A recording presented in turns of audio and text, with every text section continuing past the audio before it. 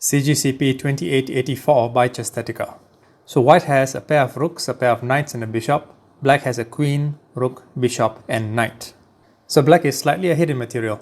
However, the knight on b3 is threatened in a sense, even though it is twice defended by the rook on b6 and the bishop on e6.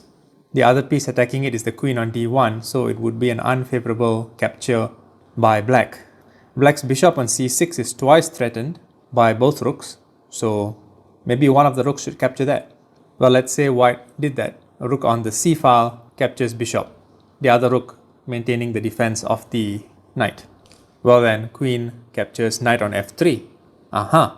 Did we miss that? The knight on f3 being threatened? Okay, so let's go back.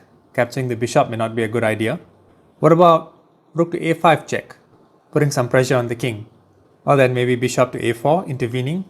And then if knight captures knight, queen to d8 check, and suddenly white is in a lot of trouble because of queen captures rook. So it's difficult to say what should happen here. What about knight on the f file to d2?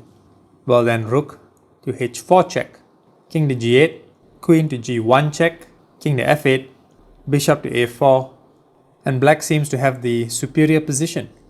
Even if rook to a6, pinning the bishop, knight captures knight, the rook on c5 is now threatened by the queen. Maybe rook captures bishop, rook captures rook, rook to c8, and black will probably go on to win this game. However, there is actually a way for white to salvage this position and even win it. Let's take a look. So as you can see from the engine analysis, if white plays well, he can probably draw this game. If he makes some mistakes or even one mistake, he'll probably lose. But if he plays the right move, he can go on to win it. And the right move is knight on the b file to d2. So this obviously defends the knight on f3. So what should black do? What if rook captures bishop? That bishop was attacked too, by the way. Well then, knight to c4, check. If king to a4, rook to a5, mates. And if king to a2, rook to b2, mates. So black has to guard that c4 square. What if rook to a4? Then rook to c3 check, knight to b3.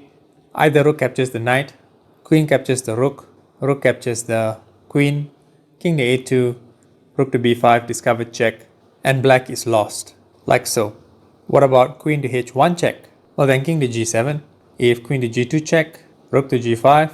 If queen to e2, rook to a5 check, bishop to a4, and knight to b1, mates. So looking back at this original position, there are actually quite a number of threats and a web of connections between the pieces that is difficult to see. The solution of knight on the b file to d2 may have been played by chance, but the reasons for it and the interconnectedness of the pieces and the right lines of play, that is another story. Still, if you saw the solution and knew how to carry this position to a win for white, you're probably a better player than you think. Until the next one.